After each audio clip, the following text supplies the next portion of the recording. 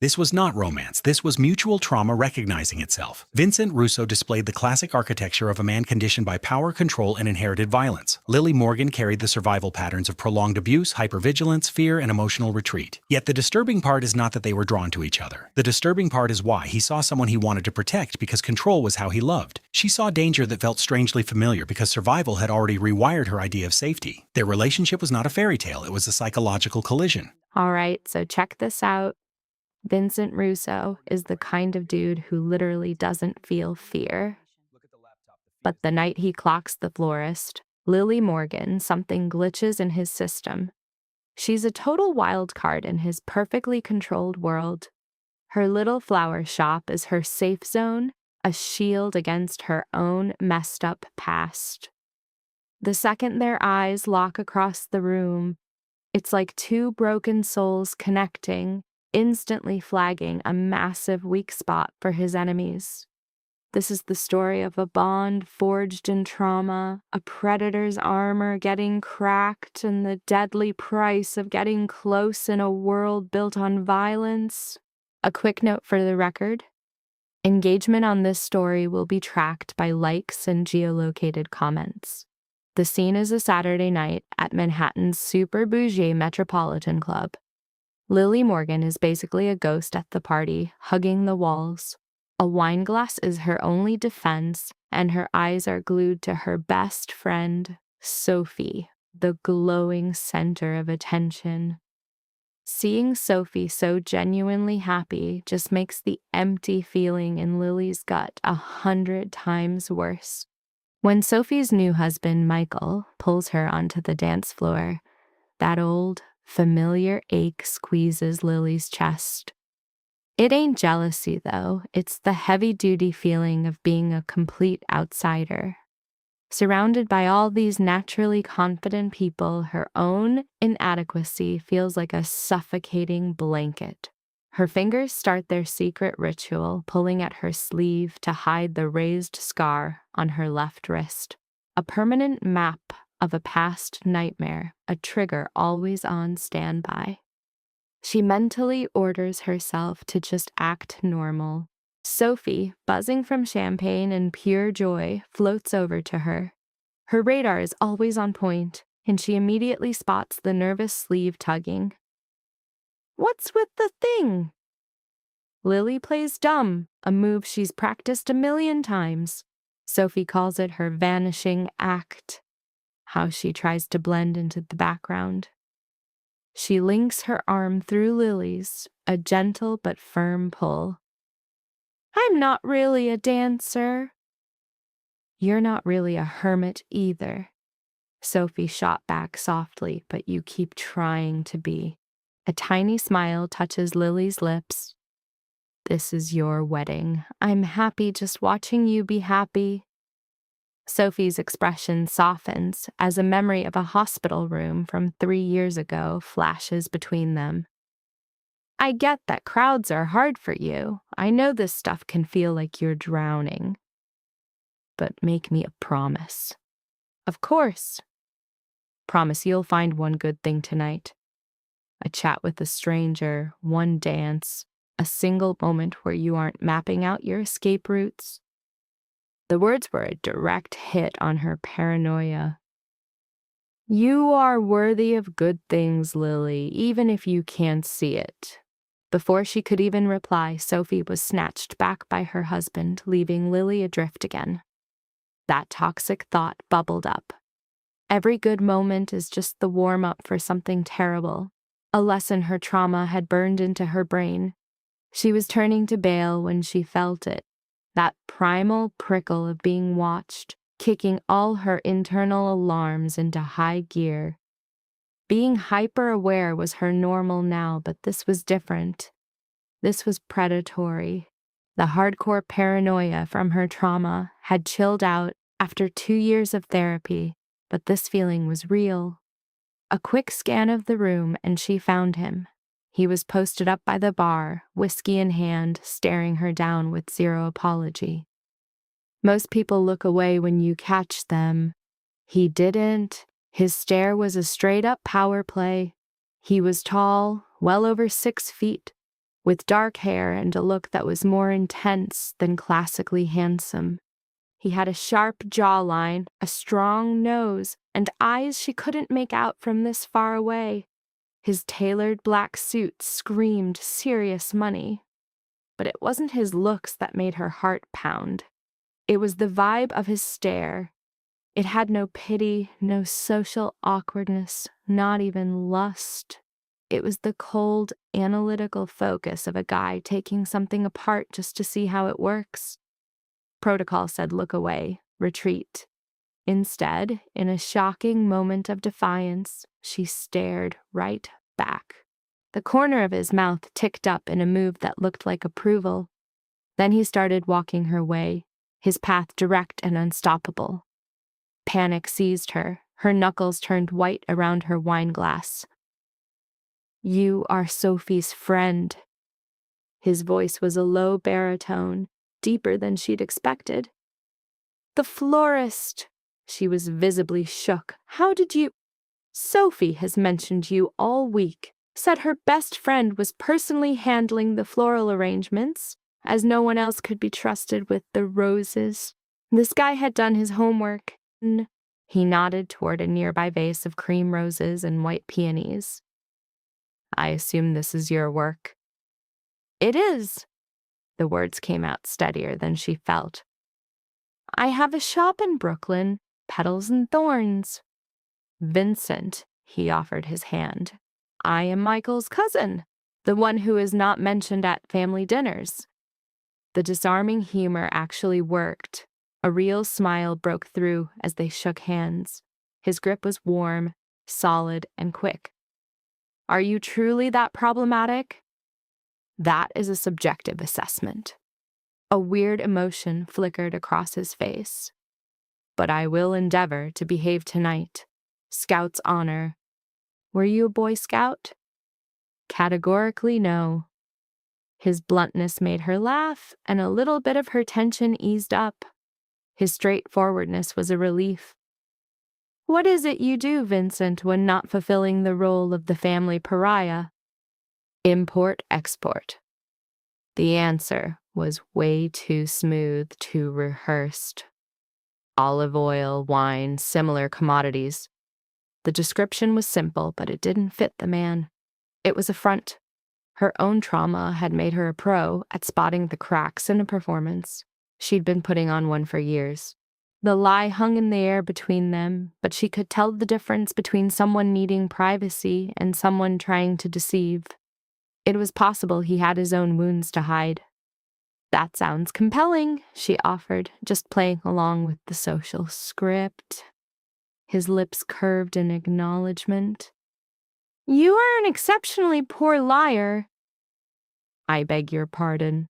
"The import-export business is mundane." He was just shattering conversational rules, forcing an intimacy she hadn't signed up for. "You were being courteous." He raised his drink, his eyes locked on hers over the rim. "I recognize the gesture, but pretense is unnecessary with me." The statement was engineered to make him sound special. A flush of heat rose up her neck. "I wasn't." "You were. It is understandable. Most people are." He set his glass down. "May I tell you what I find compelling?" "What?" "How an individual with such an aversion to crowds could create something this beautiful for a friend." He gestured at the flowers. "That requires either love or madness." "A definitive combination of both," she admitted. "Sophie required April roses. I sourced them from 3 vendors and monitored them for 2 weeks. I had minimal sleep, but the task was completed." He knew she wouldn't fail. His gaze stayed steady and calculating, making her feel like a specimen under a microscope. He then asked the one question that completely shattered her composure. "When did someone last extend that kind of effort for you?" The question hit her like a physical blow. Her throat tightened. The answer was never. Not outside of a therapist's office where she was a patient to be fixed, a problem to be solved. But she couldn't tell him that. Couldn't explain how she'd learned to make herself small so she wouldn't be a burden. She needed to escape. Her subtle move to retreat was a desperate attempt to get away from his piercing stare. Sophie's name was her excuse, a defense he took apart with surgical precision. She's at the dessert table. Your brief departure will go unnoticed, he analyzed. You're surveying the area. A conditioned response, he noted, his expression darkening. My work demands constant threat assessment of all variables. Here, at a wedding, a threat is a constant possibility. Vincent's tone was flat, but Lily heard the cold diagnosis buried in his logic. She saw in him a reflection of her own brokenness, a life spent waiting for disaster. Just for tonight, however, I am simply Michael's cousin with the duty of asking you to dance. Her heart stuttered. That is not something I do. Nor I. Your reason? Sophie's assessment was correct. You deserve a single moment of amnesty tonight. His hand extended, an invitation, not a command. Perhaps I do too. Lily's eyes dropped to his hand, noticing the calloused knuckles that contradicted his fake job. She compared his absolute stillness to her own trembling. Sophie's order, the idea of a temporary safe haven, suddenly felt real. She thought about the marks hidden under her lavender silk and wondered what wounds his suit was hiding. A single dance, the word slipped out. Then I will vanish. Agreed. His grip was a firm, warm anchor as he led her to the dance floor's slow, swirling motions. He positioned them with practiced skill, one hand on her waist, and started to lead. The man was a fraud. His talent on the floor was undeniable. You misrepresent yourself, Lily observed, throwing his own analysis back at him. A low rumble from his chest was his answer, a laugh he kept trapped inside. I've had reasons to learn. They danced without speaking as Lily dug through her memories, trying to find the exact moment her body learned to flinch away from human contact. So his hand is on her waist, more for balance than control. The grip is loose, an open invitation to bail, but she's not running. Vincent leans in, his voice a low whisper. Can I ask you something? Tell me if I cross the line. He's noticed her nervous twitch with the sleeves. His thumb just ghosts over her wrist as he drops a bombshell. You were hurt. Not a question, people, a straight-up accusation. Lily goes rigid, but without missing a beat. Vincent keeps the dance going, fencing her in. She finally cracks, admitting it was true. The dude's presence basically demanded the truth, like lying was physically impossible around him. He asks about justice, but his tone is ice cold. It's not a question, it's a sentencing. Lily catches the steel under his words, a hidden threat that makes her really look at him. His face is pure control, but his eyes are just empty voids, sparking some serious dread.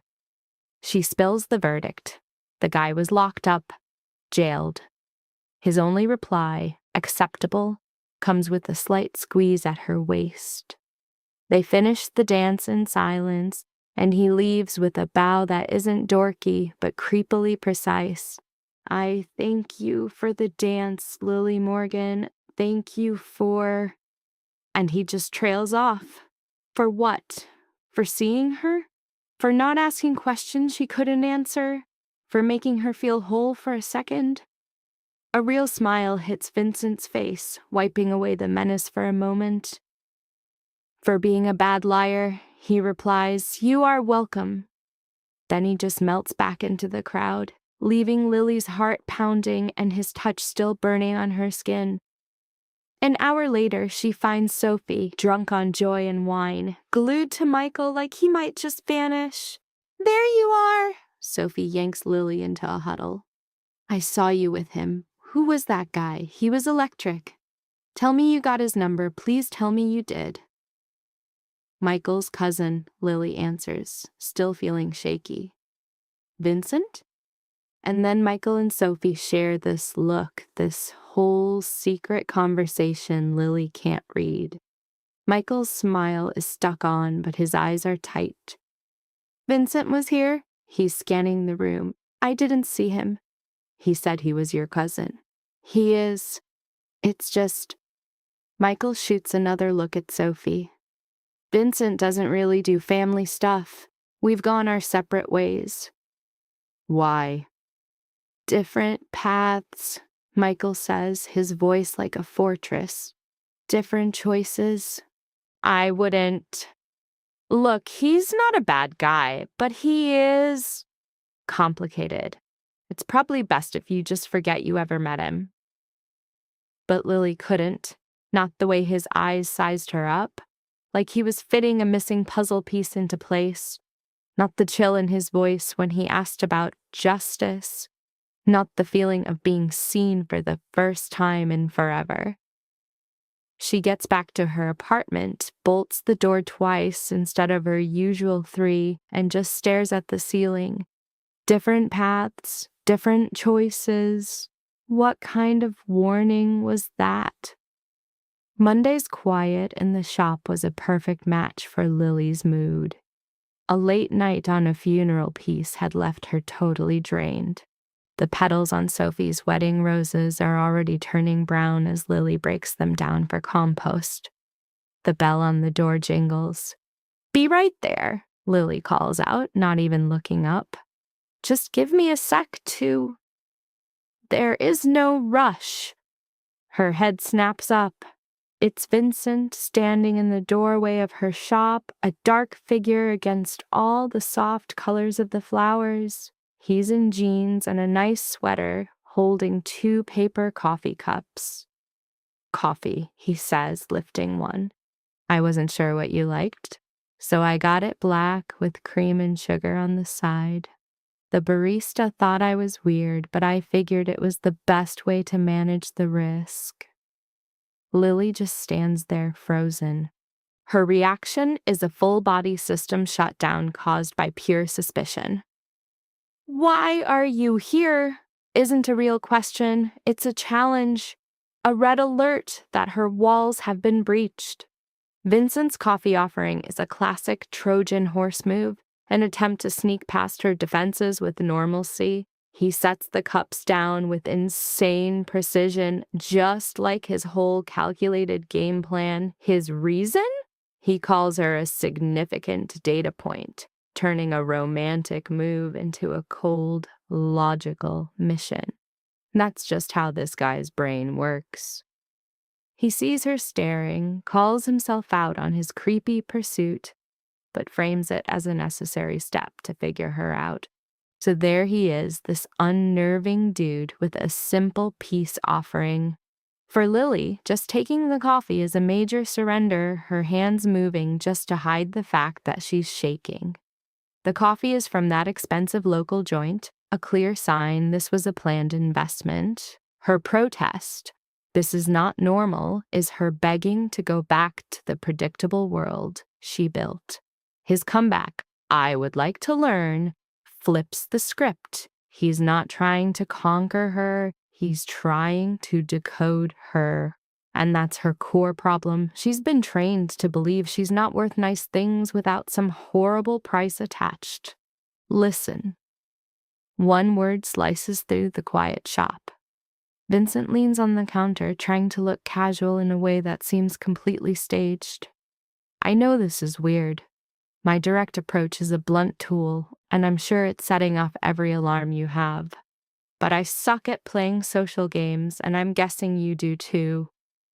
So, I'll be direct. Direct about what? I haven't been able to stop thinking about you since Saturday. The smile during Sophie's dance, the way you pull your sleeves, how you danced with me even though you were terrified. His intense eyes lock onto hers. I don't know what this is. Could be nothing, could be everything. But I want to find out. And I think you do too. Lily's fingers tighten, almost crushing her ceramic mug. I am not looking for a relationship. Neither am I. Then what's the plan? Coffee? Talk? We see what happens. Vincent gives a tiny shrug. No pressure, no endgame.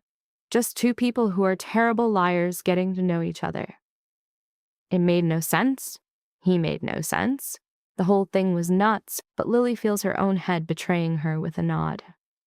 Okay, she whispers. Coffee.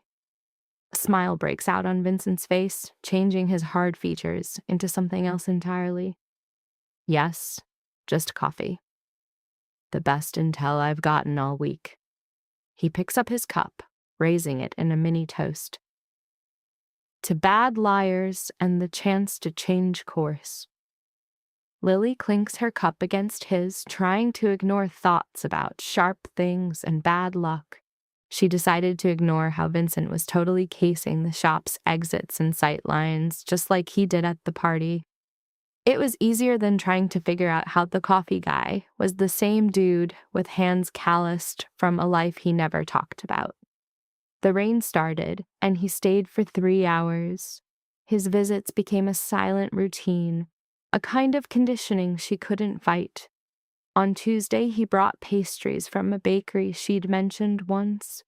On Wednesday, he showed up empty-handed but helped with her work, moving with a crazy confidence for a supposed rookie.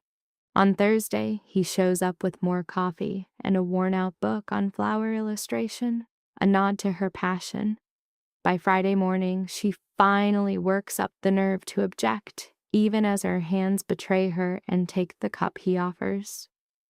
This is going to start rumors, she says. Irrelevant, he shoots back. Turning away, Vincent inspects an orchid. These are new. They were delivered yesterday, she confirms. A gift between lovers, a souvenir of their first meeting.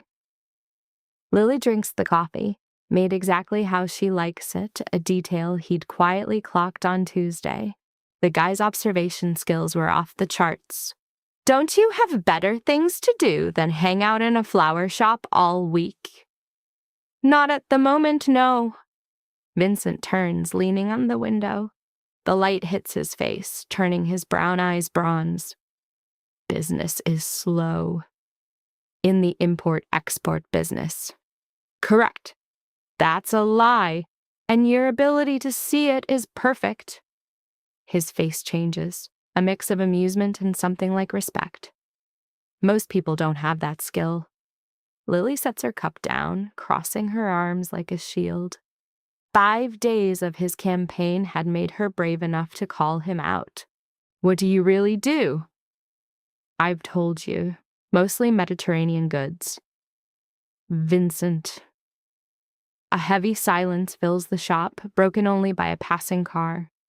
A muscle jumps in his jaw as he debates something internally. My family has business interests in this city, he says, his words super precise.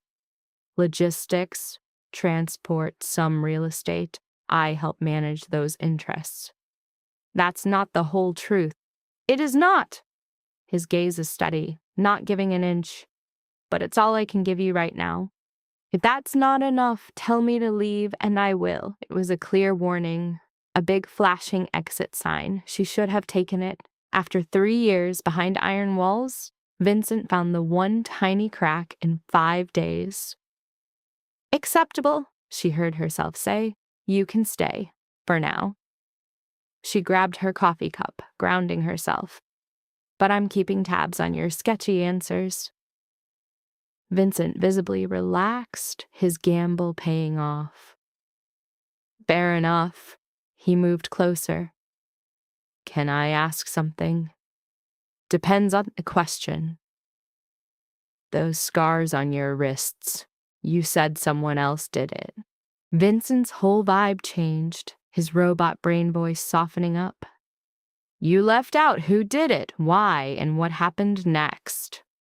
Her fingers instantly went to her sleeve, a total reflex. That's a lot of questions.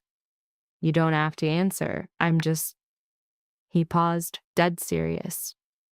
I need to understand the blueprint of your pain, your triggers. So I'm just a variable to you? Bad wording. My goal. He ran a hand through his hair, his cool cracking. My goal is to not be the idiot who hurts you by accident. Lily watched this agent of chaos wrecking her perfect system, but his discomfort seemed real, cracking his tough guy act. His name was David, she said, her voice tight. We dated for 8 months. At first, he was literal perfection. Charming, obsessed with me, everything I thought I wanted. It hurt to say, but she kept going. Then the crazy came out. Pure possession, insane jealousy. Every text needed an explanation. He had to approve my outfits. My entire life required his permission. Vincent went completely still, his knuckles white on the counter. I tried to break up with him. She took a deep breath. His reaction was bad. He broke into my apartment. He had a knife. I don't remember everything clearly. I woke up in a hospital, wrist bandaged. Sophie was there. Did you do it yourself? Vincent's question was barely a whisper. The cuts? No, he did it. He staged the whole thing to look like I offed myself. Lily made herself look at him. Cops found him drunk in his car. He's doing 12 years for attempted murder and some other stuff. The silence was absolutely deafening. When Vincent finally spoke, he sounded cold, just like at the wedding. 12 years is not enough. I agree, Lily said. But that's what the judge decided. When he gets out, he won't be a problem for me. I've taken steps. Her hand went to her sleeve, that old habit. Restraining order, new apartment, new number. He has no idea where I am. Good. Vincent's hands loosened up a little. That's a good result. The messed up story just hung there. Lily waited for him to pity her. She expected him to ghost her after a story like that. Instead, he just looked at her like a puzzle he had to solve. Thank you, he finally said, for telling me. You asked? I did, and you didn't have to answer. Vincent lifted his coffee. For what it's worth, I think you're incredibly tough. I'm not. You are. You survived a total nightmare and rebuilt your life. You started a business. You kept your best friend. You learned how to live again. He stared right at her. That takes a kind of guts most people don't even know exists. She looked away, fighting back tears. I still check my locks 3 times every night. So do I. You do? Old habit, Vincent said, his tone lighter. Probably for a different reason, but same routine. We all have our things. What are yours? My things? You know mine now, it's only fair. Vincent gave a smile that didn't reach his eyes. I have serious trust issues. I assume everyone has a bad agenda. I sleep maybe 4 hours a night. He paused. And I usually solve problems with money or force, even when it's a bad idea. That's a weirdly specific thing to say. It is. Vincent finished his coffee and crushed the cup. But you already said you're keeping a list of my evasions. She had to give him that one. They both had their secrets, a balance of shadows. A customer came in, ending the conversation. While Lily helped them, Vincent just blended in. He was gone when they left 20 minutes later. He'd left a note on a receipt in perfect handwriting. Dinner tomorrow. Only if you have a high tolerance for risk. Just a V. Lily hid a smile as she pocketed the note. He took her to a tiny, secret Italian place with no public bookings. But inside, the staff knew Vincent, treating him like family and seating them right away. This feels pretty fancy, Lily said as they got a private table. Are you connected to half of New York? Only the people who matter. Vincent pulled out her chair. Plus, the owner's grandma makes the best carbonara on the planet. That's a fact. I'm not even sure I like carbonara. You will. He was so cocky about it, and he was right. The dish came out 40 minutes later, and it was perfect. Lily made a sound of pure happiness. Vincent just watched her, looking smug. I was right. Fine, you were right. She took another bite. This is incredible. Rose has been making it like that for 60 years. You don't mess with perfection. They finished eating in a comfortable quiet, the busy restaurant a world away from their corner. Can I ask you something? Lily stopped eating and wiped her mouth. She figured it was a fair trade for all her answers. Michael said you two aren't close, that you went different ways. She wasn't accusing, just curious. What did he mean? Vincent's jaw twitched for a second before he went blank. Michael's a good guy, he said. Works in finance, has a nice wife, a house, totally normal, super respectable. And you're not? Normal? No. Respectable? Vincent's mouth did a weird smirk thing. That depends who's asking. I'm asking, then no, not at all. He took a slow sip of wine. My family's business isn't exactly on the stock market. We're discreet, and we handle the problems other people won't touch. Lily's heart started racing. What kind of problems? The kind you don't talk about over food this good.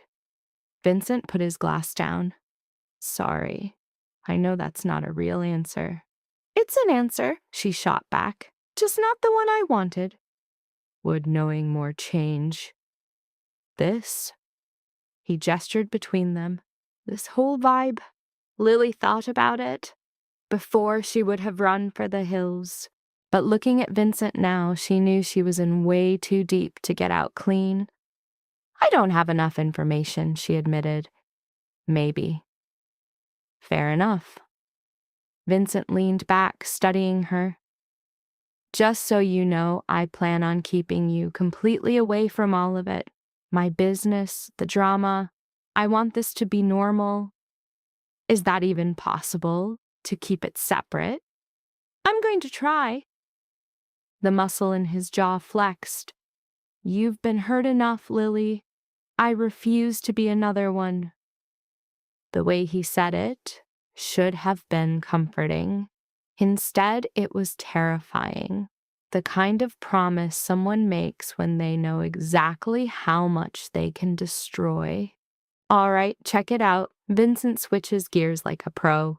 He flags down a waiter, grabs dessert for both of them, and is all like, So, tell me about your shop. How long you been running it? Lily totally lets him change the subject, feeling both relieved and kinda ticked off. They start talking shop, suppliers, retail nightmares, and a pain-in-the-neck landlord. Vinny's asking smart questions, remembering little things she said before, and making her laugh with stories about his buddy Rose's grandma terrifying food critics. But underneath all that smooth talk, Lily feels the massive weight of what's not being said, the secrets he's hiding, the straight-up danger this guy represents, and the fact she's catching feelings for a man she basically knows nothing about. The tiramisu was fire, perfect and light. Lily ate every last crumb, pushing down the growing feeling of doom. The next 3 weeks were a total blur of quick meetups and controlled info drops. Vincent would pop into her shop most mornings with coffee, and sometimes with groceries, books, or some lame excuse just to see her. He took her to these no-name bars, empty parks, and a midnight movie out in Queens.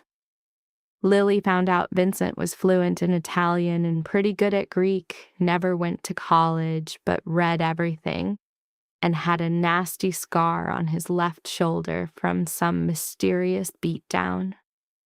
She learned he threw money around but was super cagey about his past, had a crazy protective streak, a dark sense of humor, and that his first kiss under a Brooklyn street lamp straight up stole her breath. She also clocked his random disappearances, gone for hours or even whole days, always announced by a short text. Business? Will call. And he always did call. He always came back. But Lily saw the tension he carried in his shoulders afterward, the way his eyes scanned every room like a freaking Terminator, and the phone calls he took outside, his voice low and his jaw tight. She never once called him out on it. Vincent had drawn some hard lines around his private life, and Lily kept her own stuff locked down, entire parts of her mind sealed off even from his sharp eyes. This whole thing should have felt like a total train wreck, building something on a foundation of mutual secrets. But this whole vibe felt more real than any other part of Lily's recent life. "You're seeing someone," Sophie's voice cut right through her thoughts. Over coffee, which sucked compared to Vincent's brews, Sophie had been staring her down for 20 minutes straight. "What makes you say that?" Lily's attempt to play innocent was an absolute joke. "You've checked your phone 3 times, you're wearing makeup on a Tuesday, and you have that look." "What look?" "The I am falling for a dude and I'm totally freaking out look." Sophie leaned in, totally hooked. "I need the details. Who is he?" Lily just froze. Her whole friendship with Sophie was built on telling each other everything, a bond that started their sophomore year over nasty cafeteria food and even worse boyfriends. But Vincent felt different, like a secret she had to protect. Just saying his name out loud felt like it would break the entire spell. "It's new," she finally admitted. "I'm not ready to put a label on it." "Is his name Vincent?" Lily's head snapped up. "How did you possibly—" "Michael mentioned he asked about you. You two danced at the wedding, and your face right now just confirmed everything." Sophie was beaming. "I knew it. I saw the way he was watching you that night." "It's a very complicated situation." "The good ones always are." Sophie's smile faded just a little. "Stay." "But Lil, I have to ask, are you being safe?" Michael hinted that Vincent is involved in some really serious stuff. "What kind of serious stuff?" He was being cagey, just said Vincent isn't a normal guy, that his family has a certain reputation. Sophie's hand reached out for Lily's. "I trust you. I just need you to tell me you're being careful." Lily thought about Vincent's gentle hands and his predator's stare, his ridiculous lie about olive oil, and the pure ice in his voice when he asked if her ex, David, ever paid for what he did. She remembered how he always clocked the exits, his hushed phone calls, and his sudden vanishing acts. "I am being careful," she promised. The statement wasn't totally true, but it wasn't a complete lie either. "And I can handle myself." "I know." Sophie gave her hand another squeeze. "Just promise me you'll tell me if things get weird."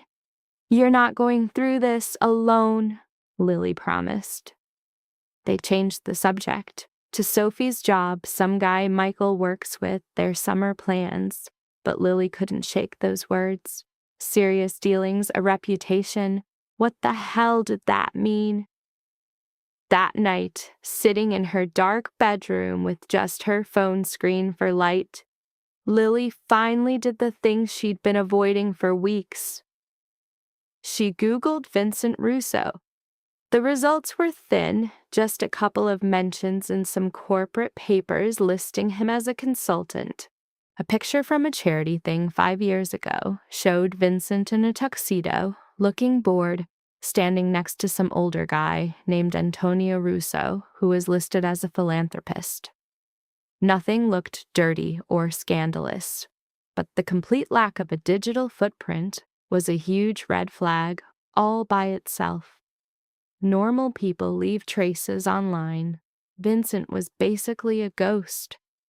Lily was still staring at the screen when her phone buzzed with a text. "Are you awake?" She should have pretended to be asleep, should have listened to Sophie's warning and created some space. Instead, her fingers typed back, "Yes. Is something wrong? May I come see you? At this hour, it is almost midnight. I know, I have to see you, please." That "please" was a total system shock that squeezed something tight around Lily's heart. Vincent didn't ask for things. He announced what he was doing and waited for her to agree. This felt wrong, like desperation. "Come to my apartment. Let me know when you are here." He showed up 20 minutes later, and Lily knew right away his entire world had just been blown apart. His hair was a mess, his knuckles were scraped up and raw, and there was a darkness in his eyes that made her physically flinch as she opened the door. Vincent saw her pull back, and he stopped in the doorway with his hands halfway up. "My apologies, this was a mistake. What happened?" Lily grabbed his hand, the busted one, and yanked him inside, locking the door behind him. "Vincent, what happened to your hand?" "A business discussion that didn't end well." He tried to smile, but it looked broken. "The other guy is in way worse shape." "That is not funny." "I know." Vincent let her lead him to the couch, where he just collapsed like his bones gave out. "I apologize. I do not handle this kind of thing well." "What kind of thing?" "The kind where I let someone see me when I'm completely falling apart." He looked at his scraped knuckles, flexing his fingers. "My usual plan is to handle my business, then show up with coffee like nothing happened." Lily went to the bathroom and came back with a first aid kit. Sitting down next to him, she took his hand. "This will sting." His pain tolerance was off the charts. Lily cleaned and bandaged the cuts on his hand, actively ignoring how he got them. Vincent just watched her, his breathing finally evening out. He then pulled a classic move, spinning his secrecy as a way to protect her. "I will not let you get put in danger," he said. "Do you understand?" She agreed without thinking, but her face was screaming, "What is my role here?" Lily had to know she was more than just a safe house for his drama, but an actual fixture in his life. He cleared that up right away. Vincent started putting her on a pedestal, saying she was the only real thing in his messed up life. He painted his other world as a landscape of family obligations and pointless duties. When she asked about this other world, there was a long, heavy silence before he spoke.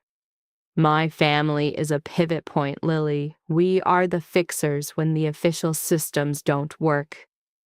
"The work isn't legal. It is dangerous. And it has been this way for 3 generations. Lily felt a jolt of pure, uncut terror run right through her. She finally said the words out loud. "Organized crime." He clarified his job was logistics and settling disputes. And the fight from earlier? A business partner tried to change the terms on his own. It was a serious miscalculation. Vincent's face went completely blank, showing a chilling capacity for brutality. "I made sure they understood their error." A normal person would have been sprinting for the door, but Lily started trying to rewire her brain. She clung to the memory of his tenderness, a mental shield against the cold, hard, terrifying truth. "Why are you telling me this now?" she asked, her voice barely a whisper. He said that telling her was a critical truth they needed out in the open before they could go any further. His hand found hers, his thumb rubbing soothing circles on her skin. A single calm point in the hurricane of his confession. I am developing serious feelings for you, he said, and you have to understand what that means before you feel the same way. The words hit her like a physical blow. Lily was speechless, unable to make the two versions of this man fit together. My reality is lethal, and to be with me is to live in its shadow. I will try to protect you. Model? So V-Man lays it out. I'll be your shield, but it ain't unbreakable. He grinds out. He gives her two options. Bounce now, no strings attached, or stay and get dragged into his disaster of a life. Lily just looks at their hands, both scarred up, like a perfectly tragic set. She's thinking about all the warnings, every reason to run. But Vincent's quiet strength, that was the hook that had her stuck. I am so freaking scared, she finally breathes.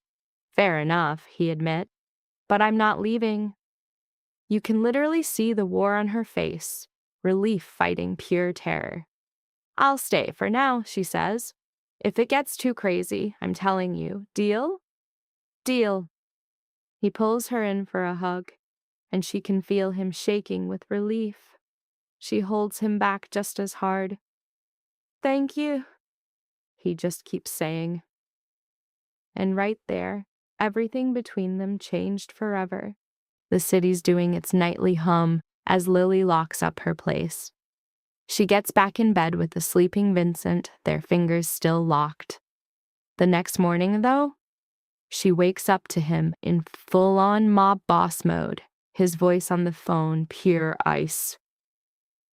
I don't care why. A 30% shortage means I have a thief or a moron. Fix it.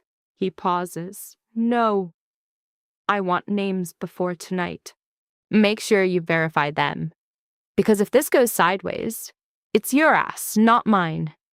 He slams the phone down.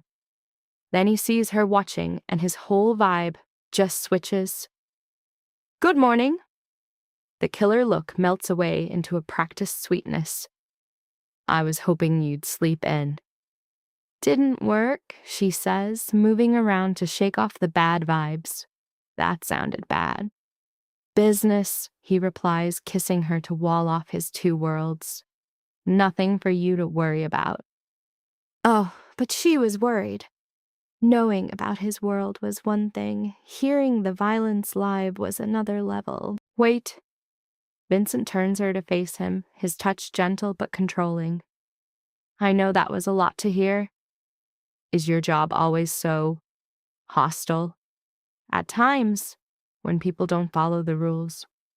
His jaw clenches hard. I prefer talking, but some people only speak violence. Lily thinks about his bruised knuckles from his last talk. And yesterday wasn't talking. That was a behavioral adjustment, he says, staring off. My world has a code, Lily. You cross a line, you get corrected. It's not personal, it's just structure. It feels real personal to the guy being corrected? Maybe. His hands drop from her shoulders, but the other choice is chaos. A world with no consequences. We provide order. Lily thinks about the guy who attacked her, who got a joke of a 12-year sentence. She sees the sick parallel. Vincent's world is just more honest about its savagery. I have a meeting, he says quietly. An appointment at noon. I can't move. The real price of this whole deal hangs in the air after he leaves. The bill comes due 3 days later, on a Thursday. As she's locking up her flower shop, two guys built like concrete blocks just appear in the door. The main one has a leather jacket and a smile that doesn't touch his dead eyes. We're closed, Lily says, her fingers sliding toward her phone. I reopen at 9. We're not here for the flowers. The first dude steps forward as his partner blocks her escape. We're here about Vincent Russo. A silent scream rips through Lily's mind. She keeps her face a mask, her phone her only lifeline. I don't know that name. The lie is pathetic, and they both know it. The second guy, with a scar splitting his cheek, just shows her a phone with a new picture of her and Vincent.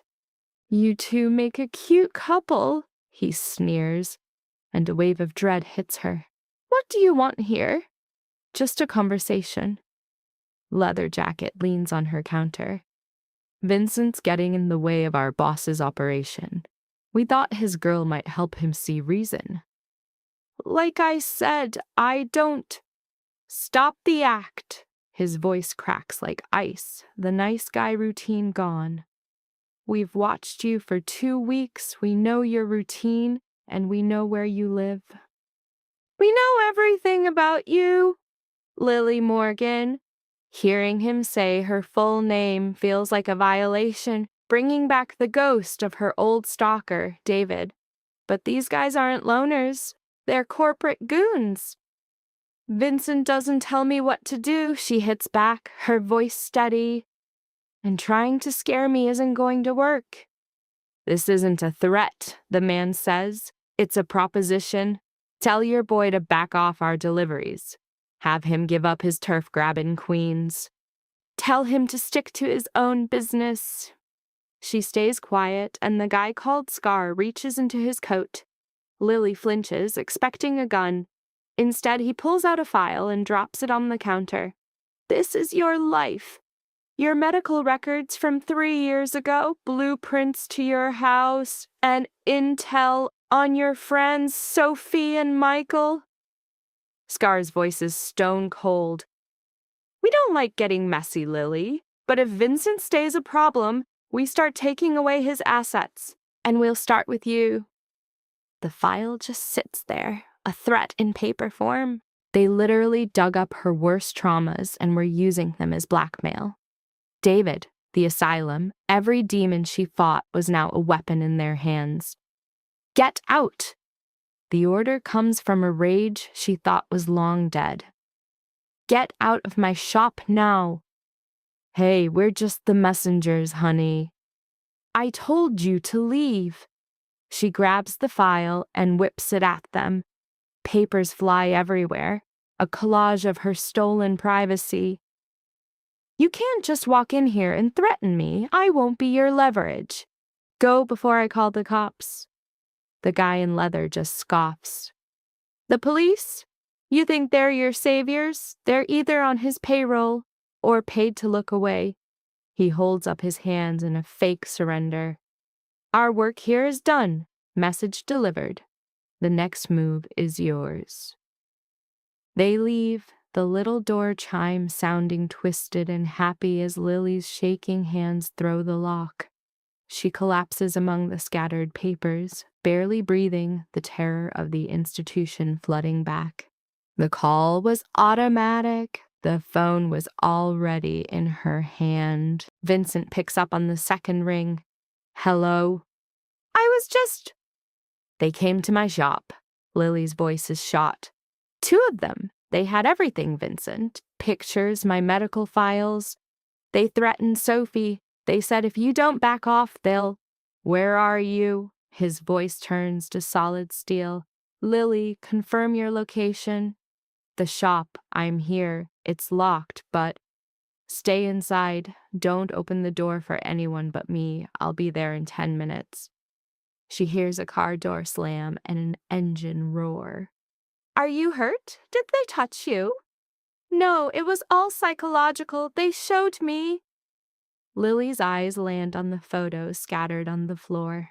The photos were just her, living her life, proof they'd been stalking her for a long time. They've been watching me for weeks. A storm of angry Italian erupts from the phone. 10 minutes, Lily. Do not move for 10 minutes. He makes it in 7. Tires screech outside before a hard knock hits the door and she lets him in. He yanks her into a crushing hug, one hand on her head, the other around her waist. I'm sorry, He rasps into her hair. I'm so sorry. I should have known. I failed you. You promised me. You swore you would protect me from this. Lily rips herself away, her anger blowing past her fear. They know about Sophie, Vincent, where she lives, what she does. If they hurt her because of me, she won't be touched. You won't be touched. He grabs her face, making her look at him. Anyone who even thinks about hurting you, I will erase them. Do you understand? Anyone. That's not an answer. She shoves at his chest, needing space to think. You can't just kill everyone. They have my address. They have my entire life. How am I ever going to feel safe again? A muscle jumps in Vincent's jaw. Pack your stuff. You're staying with me until this is over. No. Lily. Absolutely not. I'm not getting run out of my own home and my business because some thugs think I'm your weakness. She wraps her arms around herself, trying to stop the shaking. You talked about a code in your world? Is this part of the code? This is a violation. His face turns to ice. Civilians, family, they are off limits. Our enemies are either desperate or stupid, maybe both. He pulls out his phone, his thumbs a blur. I'm putting a protection team on you. My crew's watching your place, the store, and Sophie's house. All threats get smoked. Your crew! A bitter, pained laugh left Lily. A week ago I sold flowers. Now I need bodyguards just for knowing you. He flinched like he'd been slapped. If you want me gone, just say it. I'll make sure you're safe till this ends, then I'll disappear from your life. Is that what you want? He pushed. What I want doesn't matter. Your safety is everything. She saw the tension coiling in him, the distance he forced, his hands balled into fists. He gave her an out, and she knew exactly what it would cost him. Her mind flashed through a reel of their moments, sharing coffee, how he accepted her past, the soft way he touched her. She remembered him admitting he cared, the only crack in his armor. I don't want you to disappear. The words came out softer than she'd meant. But I need you to fix this, Vincent. Not with more violence. End it for good so I don't live my life terrified. I will. Vincent closed the gap between them in a heartbeat, his hand finding hers again. You have my word, Lily. This ends now. And he kept that promise with terrifying speed. Within hours, 2 operators were watching her building, one from a car, the other a cafe. Her shop had similar surveillance from guys posing as customers. Sophie's panicked call came that evening. Lily, what the hell is happening? Michael got a call from Vincent about security and a car is following me home. Lily closed her eyes, pressing her head to the cool glass. I'm so sorry. I am so unbelievably sorry. I should have explained everything to you way sooner. Explained what? Vincent is in the middle of a war, and some people think they can use me and you as leverage against him. Saying it felt like admitting she'd lost. I tried to keep a wall between my life and yours, but I failed. Sophie was dead silent for a long moment. Are you safe? I am. Vincent has people watching my apartment. Good, that's good. Lily could hear Sophie's ragged breathing. Michael is furious. He knew who Vincent was, but he never imagined this kind of blowback. I know, I'm sorry. Stop saying sorry. This isn't on you. Sophie's voice softened. But Lil, I need to know everything. How deep are you in with this guy? It's deep. Are you falling for him? Lily thought of his protective hold, the way he looked at her, and the raw ownership in his voice when he promised to keep her safe. Yes. The word was barely a whisper. I think I am. Okay, we'll get through this together. Sophie paused. But if he gets you killed, I'm going to be seriously pissed. Noted. Vincent didn't come back that night. A text popped up around midnight. Fixing the problem, don't wait. Lily laid awake all night, imagining what fixing meant in his world. The answer walked in the next morning. He looked worn out and grim, with a fresh bruise blooming on his jawline. It's over.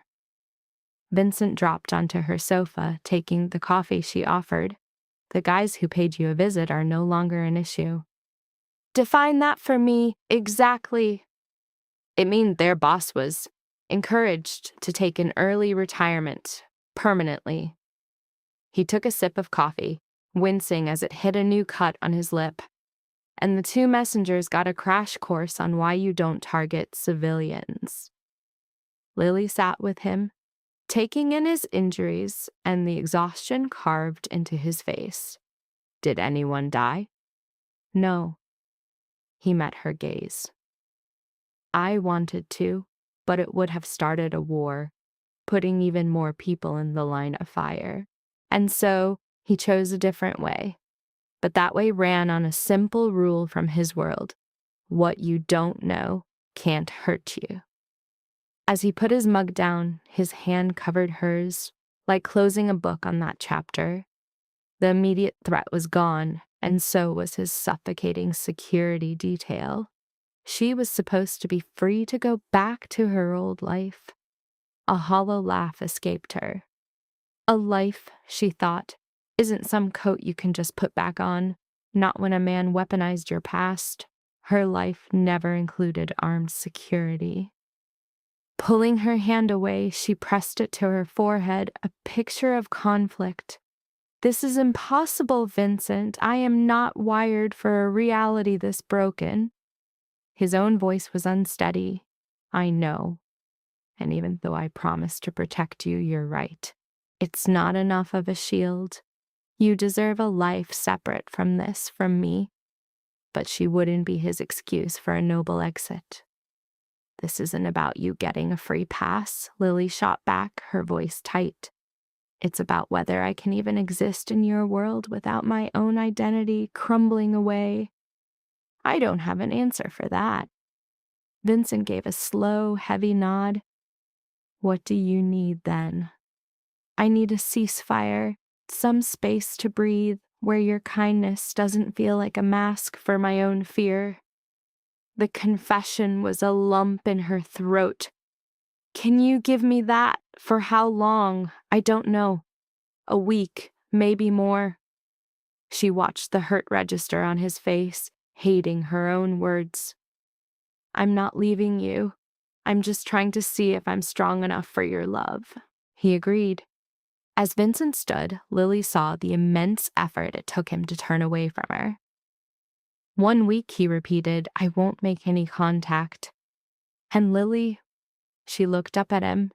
Yes, your choice, whatever it is, will be respected, no matter what it costs me.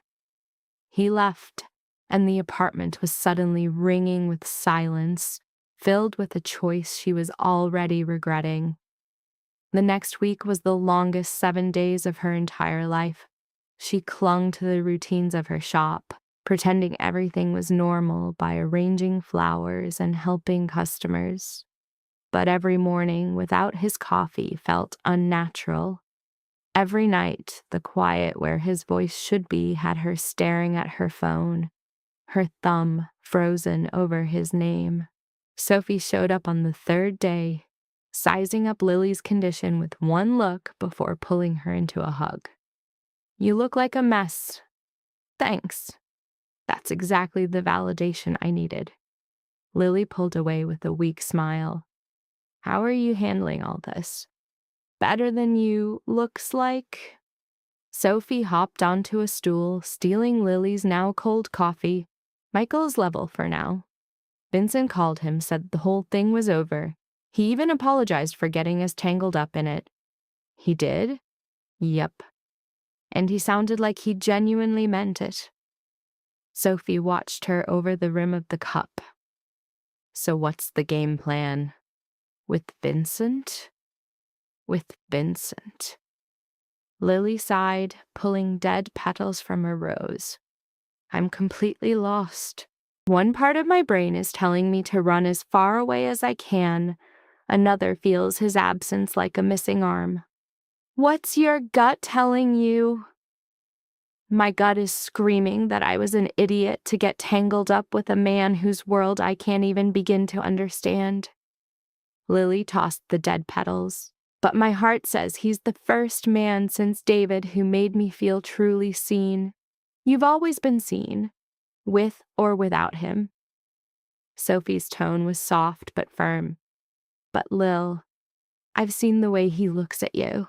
That man would burn the city to the ground to keep you safe. The only real question is, can you live with that kind of wildfire held by a man who is that dangerous? I thought I could. Then those men showed up, and I was faced with how utterly powerless I was. Lily met Sophie's eyes. What if the next time it's something Vincent can't handle? What if someone else gets hurt? Then you handle it together. That's what love is. You pick your person against the chaos, against the fear. Sophie's hand covered hers on the counter. But you have to choose, Lil. You can't live in this gray area forever.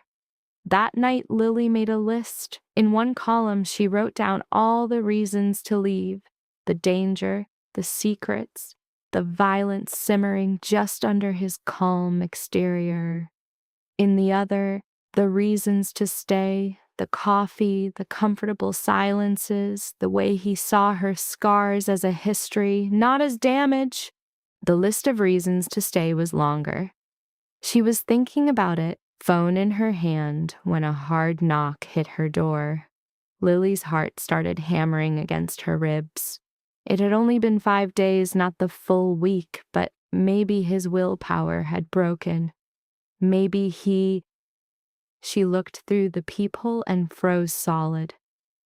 Sophie was in the hall, her face a mess of ruined mascara, her eyes wide with raw, unfiltered terror. Lily ripped the door open. Soph, what is it? I need Vincent. Sophie practically fell into the apartment, shaking so hard she could barely stand. You have to call him. Right now, please.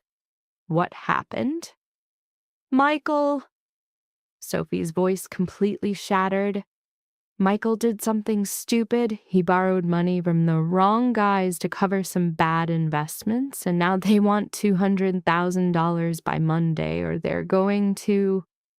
She hid her face in her hands, her whole body shaking with sobs. They sent pictures, Lily. Photos of their home, their family. They did the exact same thing to them as they did to you.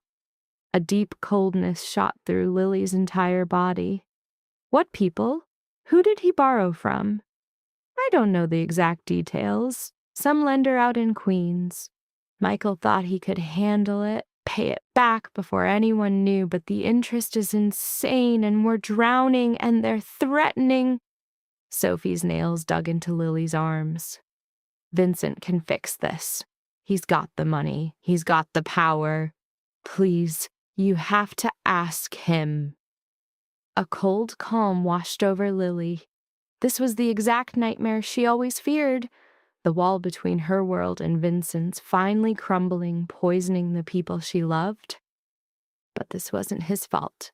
This was because of Michael's desperation, Sophie's terror, and a brutal world that existed whether she knew it or not. Fine. Lily grabbed her phone. Okay, I'm calling.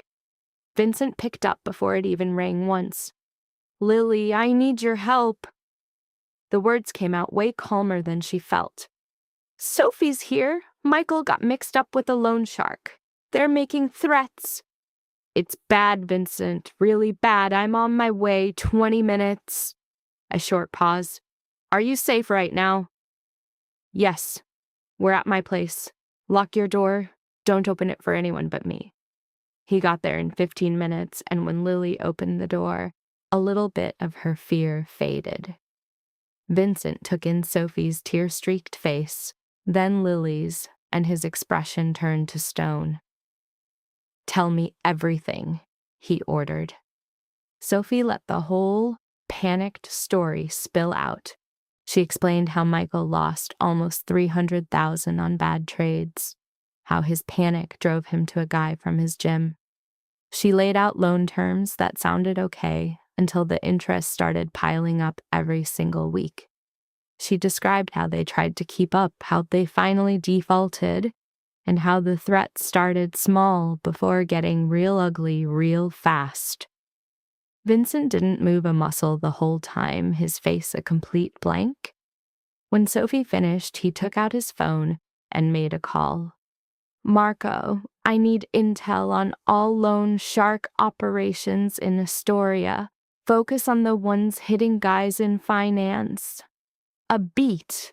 I don't care what time it is. Get it done." He hung up and looked back at Sophie. "Who exactly did Michael get the loan from?" "I need a name. Dmitri, something like that. He's Russian. He works out of a deli on Steinway Street."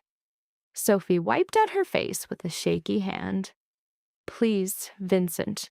I know we're not close, and I know this is a huge thing to ask, but Michael is frozen with fear and I don't know who else to call." "Where is Michael now?" "At home. Waiting." Sophie's voice was barely a sound. "They told him he has until Monday. That's in 3 days." A muscle in Vincent's jaw ticked. "I get it. Here's the plan. You go home to Michael and tell him he cuts off all contact with Dmitri. No more money. No moves at all until he hears from me. Can you do that?" "Yes, but..." "No buts. I'm handling this." Vincent's tone was absolute, leaving no room for argument. "But, Sophie, you need to understand something. If I make this go away, Michael never gets to make this mistake again. No more loan sharks, no more stupid gambles, no more dragging you into his messes. This is a one-time deal." Sophie nodded, her movements sharp with panic. "I'll make sure of it. I swear. Thank you, Vincent. Thank you so much." After Sophie left, Lily stayed in her kitchen, watching Vincent as he paced, snapping orders into his phone with that same cold authority she remembered from the night they first met. When he finally ended the call, the silence was suffocating. "You can't just pay off Michael's debt," Lily said quietly. Vincent turned to face her. "And why not?" "Because that doesn't fix the real problem. It's just..." She hunted for the right words. "It's using your money and power like a Band-Aid on a fatal injury.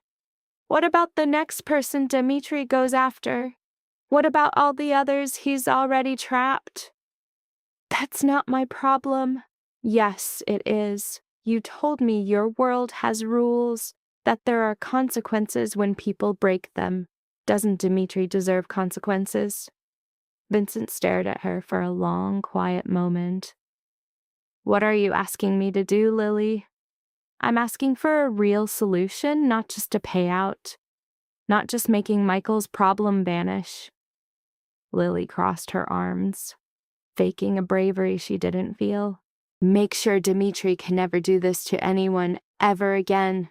You're asking me to tear down his whole operation. I'm asking you to deliver justice."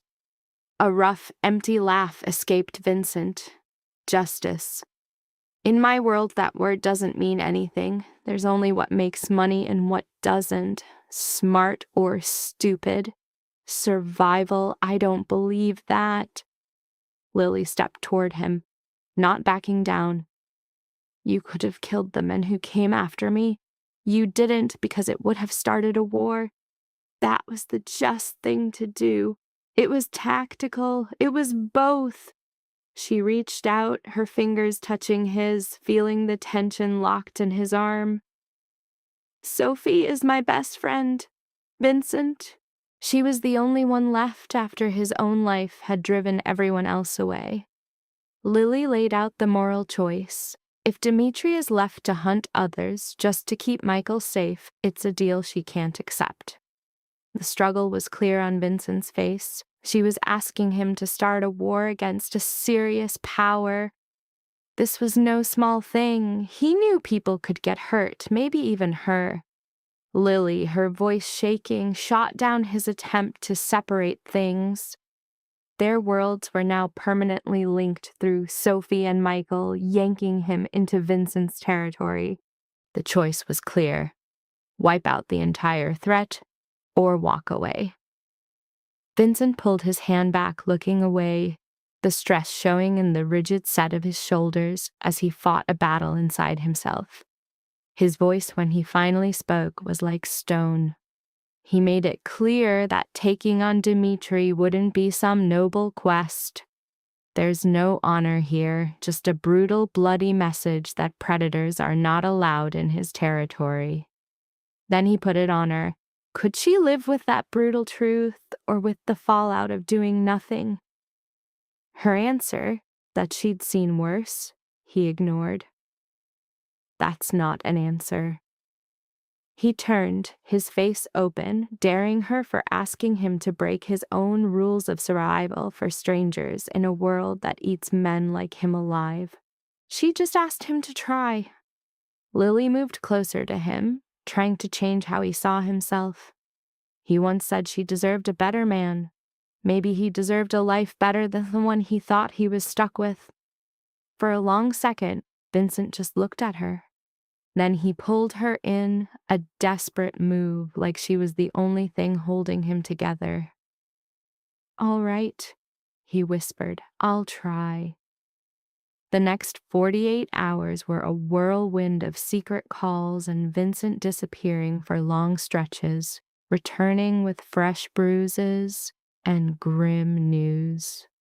In those 2 days, Lily's crash course in his world sped up as she learned the language of territory, loyalty, and the weak truce keeping New York's criminal world from imploding. She learned that Dmitry Volkov runs a loan sharking business that has destroyed at least 17 families this year alone, with interest rates built to be impossible to pay back. His connection to a Russian crew in Brighton Beach is weak. While his collection tactics are savage, his own security is full of holes. He has no real backup, Vincent explained on Saturday morning, his kitchen table a war room of laptops and papers. The Brighton Beach crew finds him useful. They won't go to war for him. The plan, then, is to make an offer. Vincent's smile had no warmth. Dmitri will cancel every debt, not just Michael's, but all of them, and then he will shut down his operation. In exchange, Vincent won't systematically ruin his entire business and show every predator in the city how weak he is. He expected Dmitri to put up a fight, but to cave in the end. Vincent shut the laptop, his analysis cold. Men like Dmitri understand one thing: power. He thinks he has it. Vincent was about to fix that basic error in his thinking. Lily didn't ask about the ugly details of Vincent's plan, the memory of Sophie's terror a strong reason not to. Some things are a weight you're better off not carrying. On Sunday night, Vincent came back with Marco, his intel guy, and another man introduced just as Tony. Their attitude was professional, but they gave off a quiet deadliness that set Lily's nerves on fire. "We need your living room for a few hours," Vincent said. A planning session. He gave her a way out, her bedroom, or she could leave the apartment completely. Lily looked at the 3 men who now owned her small apartment, their gear and serious vibe changing the space, the air feeling thick with coming violence. Every nerve screamed at her to run, to get away from the hell they were about to unleash. But she knew she was part of this. She had demanded he fix the disease, not just the symptom. Watching the surgery felt like the smallest price for her demand. I'll stay, she said, but with one rule, the bedroom door stays open. Vincent's face relaxed just a tiny bit, a fair condition. From her room, she listened to their calm and emotionless planning. So get this, she's listening in as Vincent plots how to absolutely obliterate a guy's entire existence. This should be horrifying, right? Nope. She feels a wild sense of pride, knowing this takedown isn't just for Michael, but for everyone Dimitri ever ruined. Marco and Tony finally bounce near midnight.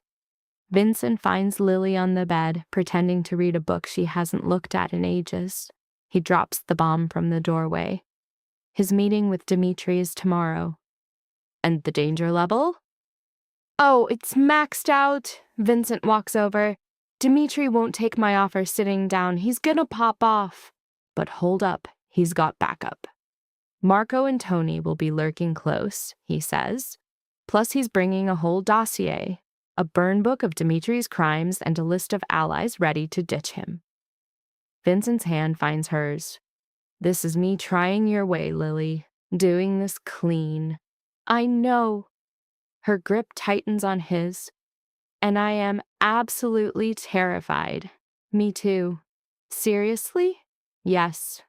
A hollow laugh escapes him. You make me want to be a better person, which is the scariest thing in the world. Being better means having something you can't afford to lose.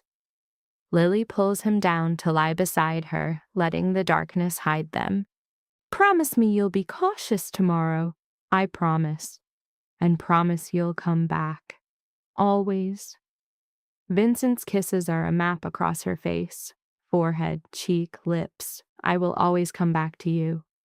They crash in a mess of tangled limbs, and Lily dreams of flowers breaking through burned ground. Monday afternoon is one long anxiety attack. Lily tries to build a floral arrangement, but her hands are shaking way too much. Her eyes are glued to her phone, waiting for a text that never comes. Sophie calls. Any tea? Not yet. Lily rips leaves from a rose, flinching as a thorn gets her thumb. The meeting's this afternoon. Michael is a complete wreck. He wanted to storm in there and, I don't know, be some kind of hero. Sophie's voice is tight. I told him to stay put and trust Vincent. Good call. Lily watches a bead of blood form on her thumb. This is Vincent's game. Michael would just be collateral damage. Hey, Lil, can I ask something? Yeah. Do you regret it, getting tangled up with him, knowing what his life is really like? If you could go back to that wedding, would you still take his hand for that dance? Lily thinks of coffee and bruised knuckles and how he saw her scars as pure strength. She weighs the fear, the danger, and the sharp, undeniable fact that loving him had a heavy price tag.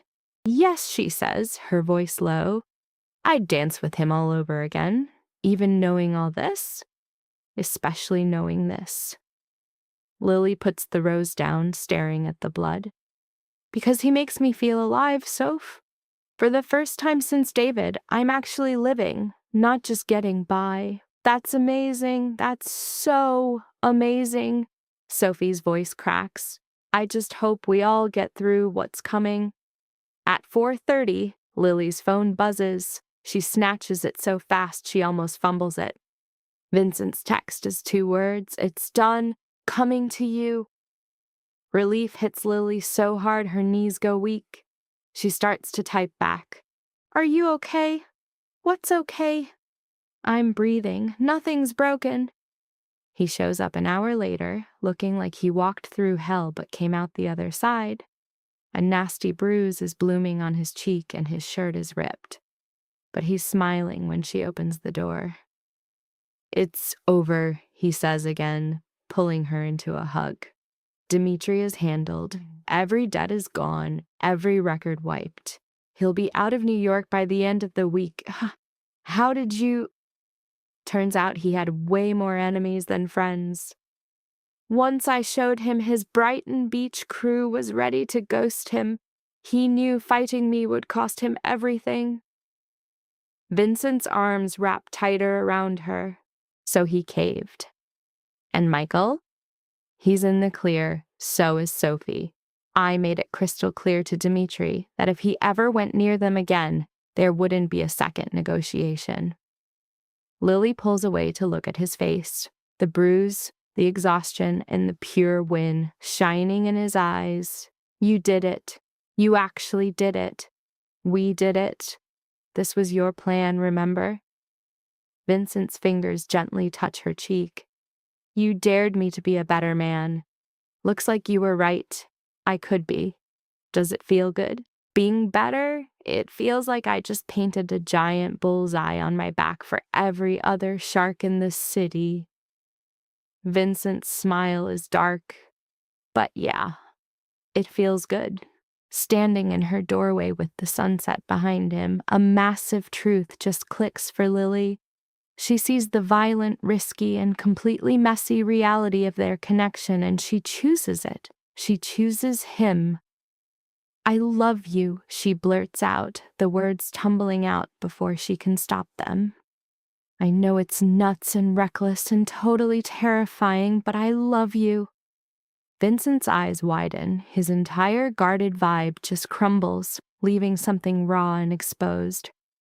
Say it again. I love you, Vincent Russo, with all your secrets, your dangers, and your broken, hardcore way of fixing things, Lily repeats, a laugh bubbling up with the release of all that tension. They seal their confession with a deep kiss that feels more like a vow. It's been true since that first dance, he whispers against her lips. Maybe even before that. They go inside, and Lily shuts the door.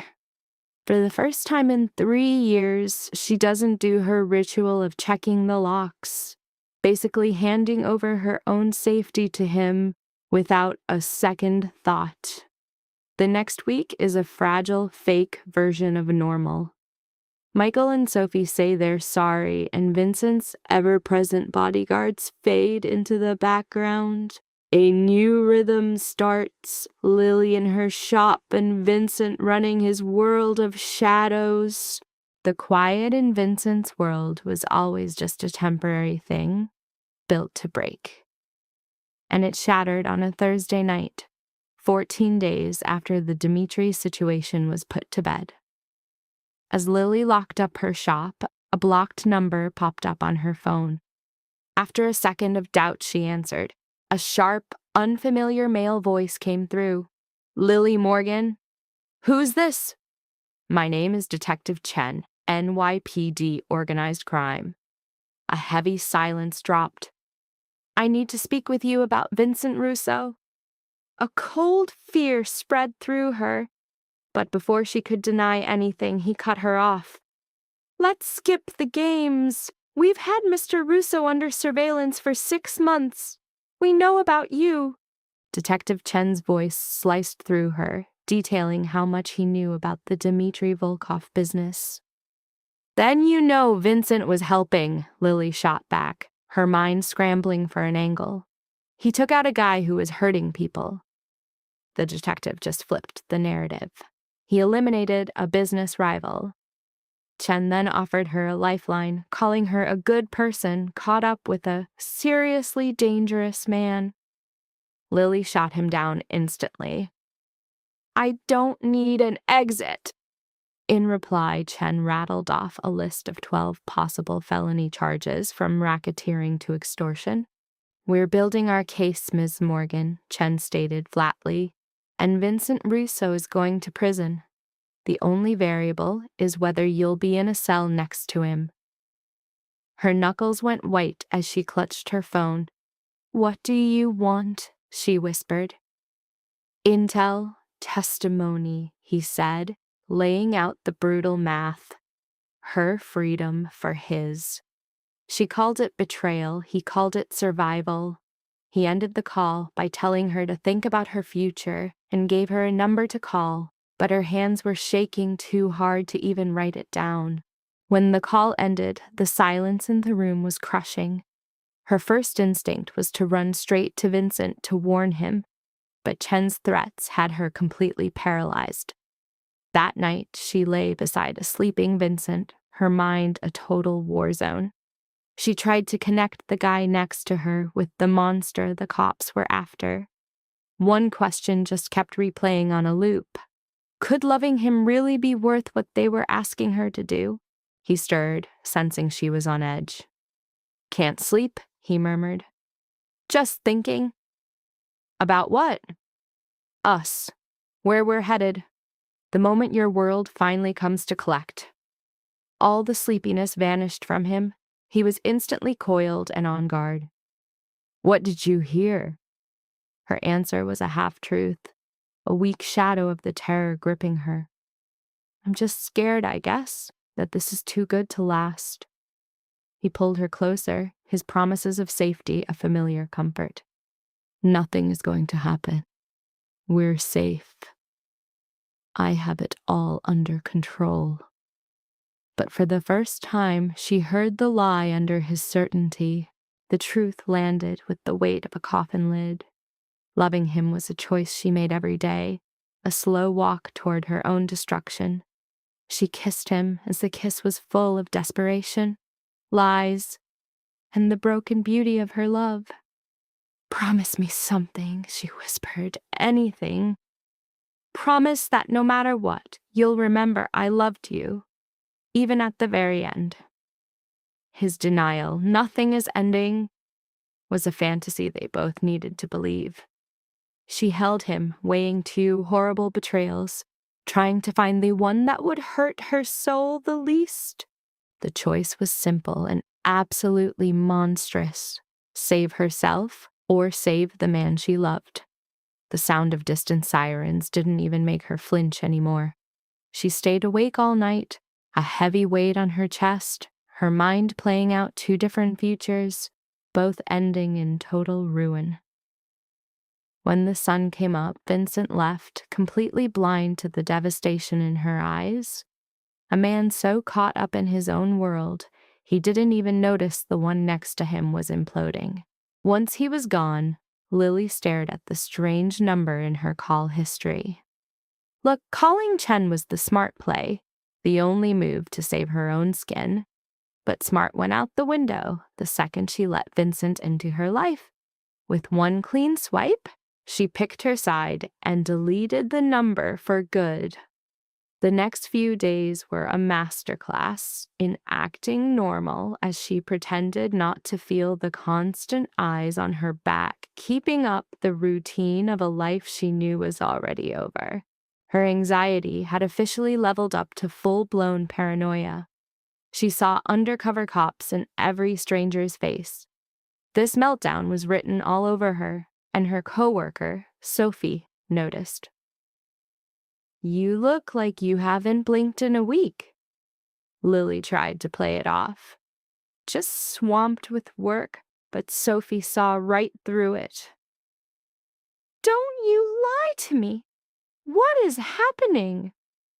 Lily froze, trapped between blurting it all out and the fear that saying it aloud would make this whole nightmare undeniably real. But telling Sophie would make the whole thing concrete. "I got a call," she finally caved, "from a detective. He's investigating Vincent." After Sophie's stunned silence, Lily laid out the deal he offered for her testimony. "He wants my help to put him away." "And you said?" "I said nothing. I hung up on him." Cutting off Sophie's inevitable advice, Lily declared, "I can't do it, Soph. I am not going to betray him." "Not even if it takes you down with him?" "Not even then."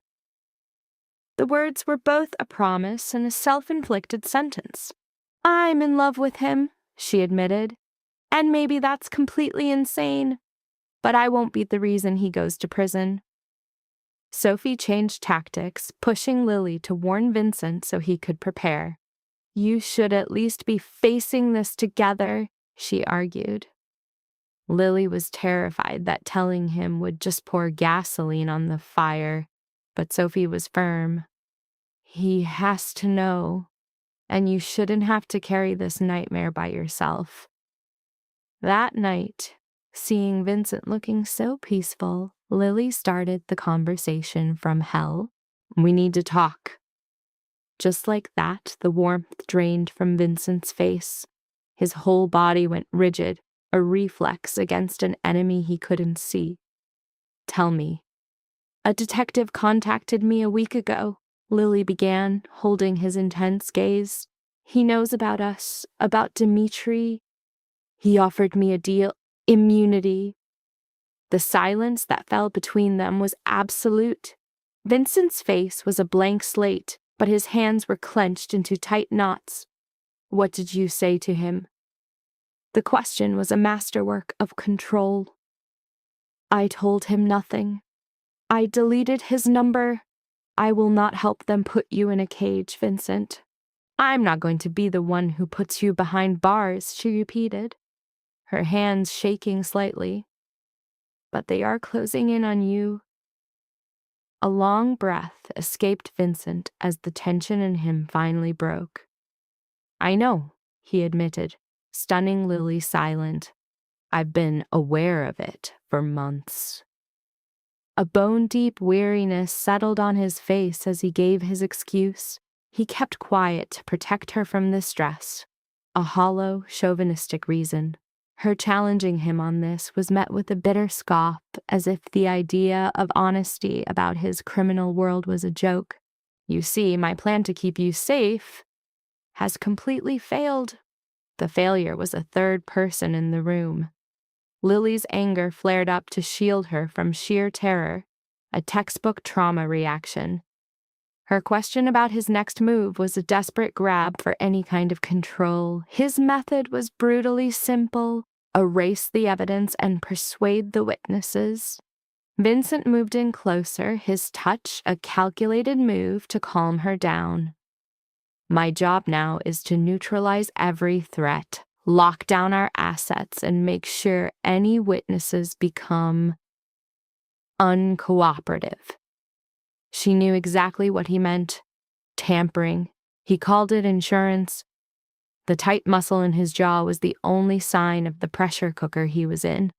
He confessed his options were now just damage control, admitting the future looked bleak. Lily pulled away, needing a gap between them to even think. "And what's the plan if they grab you? What happens to us then?" "You cut all ties. You tell them we were already breaking up, that you knew nothing about my business, and you go right back to the life you had before." "That is not a solution. It is the only emergency plan we have." A slight tremble in his voice revealed a crack in his steel facade. "Lily, the rules were clear from day one. This was always a risk we accepted. And I'm just supposed to watch you get sent to prison? If it guarantees your safety, yes." He closed the distance, his hands framing her face with a fierce possessiveness. "I can survive prison. I can survive being broke. I cannot survive you becoming collateral damage because of what I do." Tears flooded Lily's eyes, a storm she held back with pure force of will. "I hate this. I hate that we can't fix this like normal people." "I know, I'm sorry." "Don't be sorry, find a solution." She grabbed his wrists, the pressure a physical plea. "You are Vincent Russo. You fix impossible problems. Fix this one. This is more complicated. Then make it less complicated. Find an exit that doesn't end with you convicted or me as a rat." Her voice climbed, sharp with desperation. "You said you had feelings for me. Prove it. Fight this instead of just accepting it." Vincent just stared as her defiance totally rewired his perspective. He then pulled her into a hug, as if she was his last safe harbor in the world. "Yes," he muttered into her hair. "Yes, I will find a way." His promise turned into 2 weeks of secret plans and encrypted messages. Lily found out Vincent had hired a lawyer, Elena, a shark who specialized in dismantling prosecutions, and had been running a counter-investigation for months. The massive problem was the state's case was airtight, tying Vincent to everything from racketeering to financial crimes. Our best-case scenario is a plea to lesser charges, Elena said during a tense meeting Lily had forced her way into. We could probably get it down to a minimal sentence. Define minimal, Lily demanded. 3 to 5 years, assuming good behavior. Under the table, Vincent's hand found hers, a silent anchor in the middle of the hurricane. That kind of outcome is a non-starter. Then the deal has to get better. Elena watched them with the cold, detached eyes of a surgeon. A full pardon for Vincent is only on the table if he gives his complete cooperation. He has to testify against someone higher up. No. Vincent's answer was instant and final. I don't work as a source. Even if it's the only way to avoid a conviction. Even then. His jaw set like stone, a clear signal of his rigid code. To rat on my people is to get a bullet within the month. Prison has better survival odds. The room started to spin for Lily. This was his grim math, a world where the only choices were death or a cell, and loyalty was the one thing that canceled out freedom. A raw need rose up in her to fight the sick logic of his world, to demand he choose her over a deadly code of honor. But she knew that forcing him to break his principles would kill the man she fell for. She loved who he was, not some compromised version. There has to be another angle, she urged quietly. A detail we're all missing. A silent message passed between Elena and Vincent. There is one possible play, Elena said carefully, but it's extremely high risk, and the execution has to be flawless. Name it! We let the authorities arrest Vincent. We let them think they've won. Elena slid a file open, spreading papers on the table. But before they move, we arrange for the permanent destruction of critical evidence. Key witnesses will discover their bank accounts have been mysteriously and untraceably funded, and then they will disappear. You're suggesting obstruction of justice, Lily stated flatly. I am suggesting a strategy to gut the state's case before it ever hits a courtroom, Elena shot back, her voice sharp. It is an illegal and unethical move, but it is one that has a shot at working. Vincent waved it off without a thought. Too many variables. The chances of it blowing up spectacularly are too high. Can you think of a better plan? I can. I disappear. The statement dropped into the quiet room. Lily's heart hammered her ribs. Disappear. Explain that. I mean, I'm taking myself off the playing field. I get out of New York, maybe out of the country, and build a new life outside the NYPD's reach. Vincent directed the question at Elena, refusing to look at Lily. How long would I have to stay gone? Years, probably, maybe for good. Elena snapped the file shut. It also means cutting off every single link to your life now. Your family, your entire organization. One stray phone call is a homing beacon. All of them, Lily's voice was barely a whisper. Including... Vincent's gaze finally met hers, the pain in his eyes unmistakable. It would lower the threat level for both of us. Threat level? Lily let out a short, broken laugh of disbelief. Is that your term for this? For abandoning me as a way to protect me? I call it preventing you from becoming a bargaining chip in a federal prison. Vincent's hands clenched into fists. If I stay, they will pull you in, pressure you for information, and systematically destroy your life to use against me. With me gone, you just become the jilted ex-girlfriend, totally useless to their case. But then I'd be stuck wondering forever if you were alive or dead. Lily shot her chair back, putting space between them. That's not protection, Vincent. That's just a fancier way to torture someone mentally. It's the only move that guarantees you're completely clear of the fallout. I don't want to be clear of it if it costs me you. The words ripped out of her, raw and wild. I already did 3 years of that hell with David. I'm not going back. Vincent moved to close the gap, but Lily flinched away. No, don't touch me and act like this is some noble sacrifice. If you're going to run, tell me the real reason. What do you need me to say? I need you to admit that you're scared, that you're choosing to be a coward instead of fighting for us. Lily's vision swam with tears she refused to let fall. I need you to own that this is you saving your own skin. And boom, that line hit him like a physical blow. Vincent actually winced, grabbing the table for support. For the first time she'd ever seen, he looked completely broken. You're right, he choked out, the words torn from his soul. I am terrified. I'm terrified my life will destroy you. I'm terrified my downfall will take you with me. I'm terrified I'm not enough for you, his voice cracked. Running is the easy way out, and you're right. It would be cowardly. Lily closed the distance, her hands framing his face. So don't run. Stay here and fight. We'll handle this together, as a team. And if we can't, what if there's no winning this? Then we lose as a team.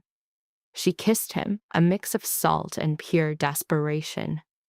But we'll lose with our heads held high.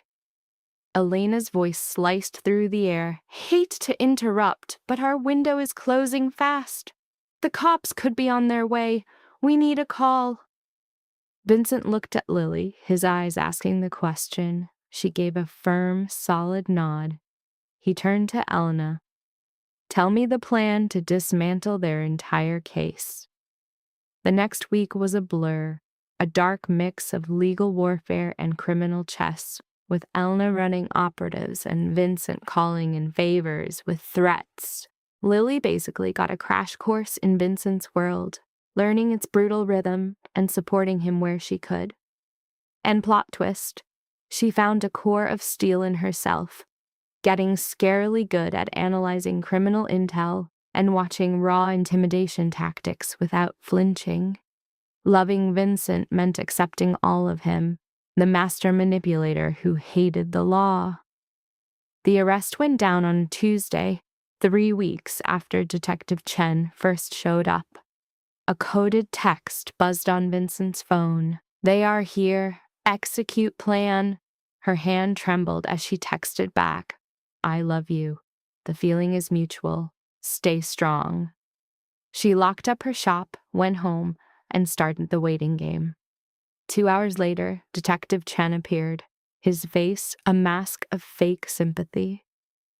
Miss Morgan, I have to inform you that Vincent Russo was taken into custody today. The charges are racketeering and extortion. This was the exact scene Lily had rehearsed with Elena. I don't understand that charge. Vincent runs an import company. Miss Morgan, we know about your relationship. We know it's been about 3 months. Chen's voice was smooth, trying to be disarming. I'm not here to arrest you. I just need you to answer a few questions. Am I being accused of a crime? Not at the moment. In that case, I want a lawyer present before I say anything else. Lily's voice was a weapon, sharpened by 3 years of therapy and survival. I'm going to have to ask you to leave my home immediately. Chen's face was resigned, not surprised. My card has my number in case you decide to cooperate. The second they were gone, Lily threw 3 separate locks on her door before she collapsed on the couch, the strong facade shattering into a million pieces until there was only silence. Their arraignment was the next day. From the gallery, Lily saw them bring Vincent in. The orange jumpsuit, a brutal contrast to the man she knew, his hands cuffed. His eyes found hers across the room, and for just a second, his hard expression softened. The prosecution laid out their case, a mountain of witness statements, dirty financial records, and damning surveillance footage. The evidence looked like an open and shut case. But then Elena went to work, surgically deconstructing it. She exposed every witness's weakness and challenged the integrity of the evidence until the state's case looked like pure speculation. The judge set bail at $2 million, a sum Vincent's family coughed up in under an hour. He showed up at her apartment that night, tethered to the world by an ankle monitor. They just held each other, an unspoken pact that this was only the first battle in a long war. "The trial is set for 2 months from now," Vincent finally said. "Elena's pretty sure most charges will get dropped. And the ones that stick? Probably probation, maybe community service." He pulled back to look at her. "There is a real chance I could walk away from this, Lily. We might actually win this thing." But this victory was coming at a cost Lily never saw coming. In the 6 weeks that followed, she watched the entire structure of Vincent's life get systematically torn down. Associates vanished, business ties were severed, and the same family that posted his bail started to distance themselves from his toxic legal drama. On the night before the trial, Vincent's uncle Antonio, the so-called philanthropist, paid a visit. "You have become a liability," Antonio said, his voice completely flat. "The family cannot afford the blowback from your association with this." Vincent's expression became an unreadable mask. He had poured his entire life into the family. He was their tool, their weapon. And now that same family was giving him a choice, a prison cell or the deal Antonio slid across the table. The terms were cold and simple. Plead guilty to lesser charges, do 18 months in a low-security joint, and in return, he would become the ultimate traitor, giving up every single name in the organization above him. The room went dead still. An icy chill ran through Lily as she finally understood Antonio's plan. They wanted Vincent to burn his own world down, to incinerate the family he'd served, just to save their own skins. "Are you telling me to become an informant?" Vincent's voice was a low, dangerous rumble. "He was being told," Antonio shot back, "to be a strategist. Take the deal, do the time, and the family's support would be there. Refuse, and you get absolutely nothing. Leave!" Vincent commanded, his whole body radiating a threat Lily had never seen before. "Get out of my home before our blood ties mean nothing." Antonio left without another word, leaving the envelope on the table like a snake. "You aren't actually thinking about that, are you?" Lily whispered. "No." Vincent threw the envelope away. "But it sure as hell clarifies where I stand with my family." The trial took over the next 3 weeks. Lily kept watch in the courtroom every day, seeing the prosecution build Vincent up as a monster, only to watch Elena tear their story apart, brick by brick. Witness after witness completely fell apart under her cross-examination. Evidence got thrown out. Key testimonies were dismissed as unreliable. The whole strategy was basically a miracle. When the jury came back, guilty on 2 small counts, acquitted on everything else, Lily felt a wave of relief so intense it was physical. The sentence came a week later. 3 years of probation, 500 hours of community service, and a massive fine. Vincent walked out of the courtroom, a free man. That night, a deep quiet settled in her apartment as they both processed the aftershocks. "It is over," Vincent said, his voice thick with disbelief. "We survived." "It's not totally over." Lily took his hand. "You're still on probation, still being watched. But I am not an inmate, and you were not." His voice broke. "You were never put on the stand, never forced to choose between me and your freedom." "I chose you," Lily said, her voice firm as she leaned against him. "I will always choose you." After a long silence, Vincent finally spoke. "The family has cut all ties. Me refusing Antonio's deal was the final nail in the coffin. I am nothing to them now." "What does that mean for you?" "It means I have to build a new life, to figure out who Vincent Russo is, without a criminal empire behind him." He turned, his gaze locking with hers. "So is there room in that new life for a florist from Brooklyn?" For what felt like the first time in an age, a legit smile bloomed on Lily's face. "I think some space can be arranged." Over the next year, Vincent started the grind of reconstructing his identity. He used his private capital, which he swore was clean, to launch a logistics consultancy. He served his community time at a youth center, teaching teens about consequences. He stayed with Lily, bringing her coffee, helping in her shop, and building a bond on total transparency. But the peace was not absolute. Vincent was getting wrecked by nightmares of prison and moved with the constant paranoia of an ex-soldier. Lily had moments where the old anxiety would spike, making her check the door locks 4 times instead of her usual 3. They argued over his need to fix her problems and her habit of shutting down under pressure. But they were adapting, becoming 2 complete individuals who were a powerhouse together. Sophie and Michael gave their cautious approval. Vincent made it crystal clear to Michael that the era of gambling, dangerous debts, and risking Sophie was over. Michael caved, started therapy, and began the slow-ass process of rebuilding trust. The real test came 18 months after the trial, when Vincent's PO made a surprise visit, finding Lily cooking in his kitchen. "Did not know you had a girlfriend," the officer remarked. "I did not see how it was relevant," Vincent shot back, his tone ice. "Every variable is relevant." The officer then targeted Lily. "Are you aware of his record, of what he has done?" "I am fully aware," Lily confirmed, "and I am still here." The officer stared at them for a long, calculating moment. "You're either one of the bravest women I have ever met, or one of the most foolish." "Likely a bit of both," Lily admitted, "but I am happy." Once he was gone, Vincent pulled Lily into his arms.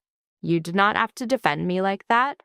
"I absolutely did, because you are mine, and I do not let people trash what is mine." Vincent let out a laugh, a deep rumble Lily felt in her chest. "When did you become so damn fierce? I had a good teacher." 2 years after the trial, Vincent's probation was up. He had met every condition, broken no rules, and built a successful, legitimate company. The monitoring bracelet was cut from his ankle, severing the last physical tie to his former life. That night, he took Lily to the Italian spot where he first told her he loved her. Rose's grandma was still making carbonara, and their corner table was waiting. "I need to ask you something," Vincent said after their food arrived. And saying no is a valid choice. In fact, it is the most logical response, because this is unconventional, and we have only known each other for 2.5 years, and... Vincent. Lily's hand stopped his across the table. "Just ask." He slid out a small box, revealing a simple gold band with a single diamond. "I know that I am damaged. I know my past is a shadow that will always be there, and that being with me is harder than it should be. but you make me want to be better. You make me think I can be." His voice cracked. "Marry me."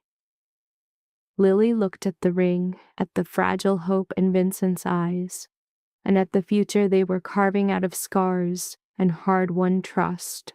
She thought about their survival through threats, court battles, terror, and the huge, difficult choice to just stay. "Yes," she breathed, watching as pure joy transformed Vincent's face. "Yes, I will marry you." They were married 6 months later in a low-key ceremony at Sophie and Michael's house, with only their closest friends there. There was no big party, no insane decor, just two people vowing to choose each other every single day for the rest of their lives. Lily wore a simple cream dress holding a bouquet from Sophie's own wedding. Vincent was in a suit that lost its usual intimidating vibe. He looked almost serene as he said his vows. "I promise to bring you coffee every single morning," he vowed, making a tearful Lily laugh. "I promise to check the locks with you as many times as you need. I promise to speak the truth when it is hard, and I promise to spend every day trying to be worthy of your love." "I promise to call you on your crap," Lily answered. "I promise to push you to be better. I promise to stay when things get scary. And I promise to love you for who you are, with all your scars." They shared a kiss as husband and wife, and Lily felt a deep sense of rightness, of coming home to herself.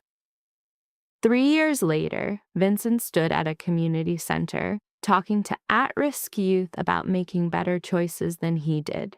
Lily watched from a distance as he connected with teens who saw a piece of themselves in him, a man who had walked their road and found an exit. After he spoke, a young woman approached Vincent, her fear obvious. "How do you know if you are making the right decision?" she asked. "I mean, how can you tell if something is worth the risk?" Vincent's eyes found Lily's across the room.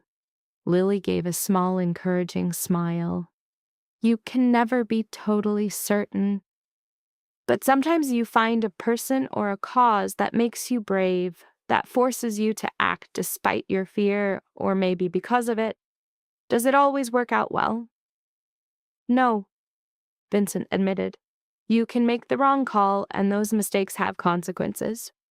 But other times—" He reached out, his fingers tangling with Lily's. "Other times the choice is right, and it reshapes your whole world." The girl processed his words before walking off to think about them. Vincent pulled Lily close and kissed her temple. "Are you all right?" he asked. "More than all right." Lily leaned into him, feeling the steady beat of his heart. "I am home." And it was true. This was not the quiet, invisible existence she had planned for herself as a florist, but something way better. It was a home built on truth and hard choices, on a dangerous love and a trust forged in trauma.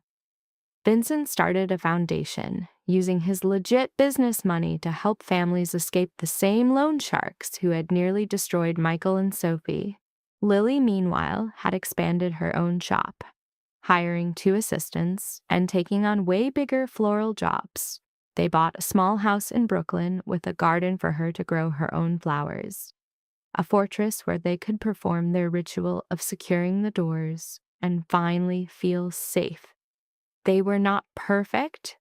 Vincent still had days when the ghost of his past showed up, when he fought the man he was versus the man he had become. Lily still had nights hit by panic and the phantom pain of her scars. But they faced those moments together. They had built a life from the broken parts of 2 people who found each other in a ballroom and refused to let go. 5 years after their wedding, Lily woke up to find Vincent watching her with an intensity she knew was a sign of his mind racing. In this later, quiet moment, Her whispered question shows she's still braced for disaster. His reply, "Everything is right," sets the new golden rule for their reality. Vincent's reflection on their first meeting paints their whole relationship as a lucky accident, a near miss with a life of being alone. Her response shifts the story from chance to his choice.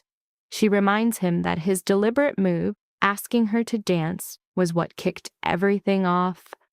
Her comeback, that the coffee was the superior play, lifts the quiet, steady gestures above the big romantic ones. His laughter, a genuine piece of their shared history, highlights the security they have now built, while his confession of being terrified shows the vulnerability hidden beneath his initial boldness. His logic was simple. The potential prize of her company was worth more than the definite fear he felt. This rule remains the core principle of their bond. Their quiet intimacy in the morning is not some fairy tale ending, but a hard-won peace. The external chaos of New York City acts as a constant background noise against which their sanctuary is built. Inside their home, they have carved out a space immune to that disorder. It is a life made from authentic, terrifying choices, not pre-written plot points. When Vincent leaves to start the coffee ritual, Lily's own ritual of checking the locks is proof that healing is not about forgetting, but integrating. It is just another day of choosing the bond they forged, from the broken pieces of their pasts held together by an unwavering, deliberate hope.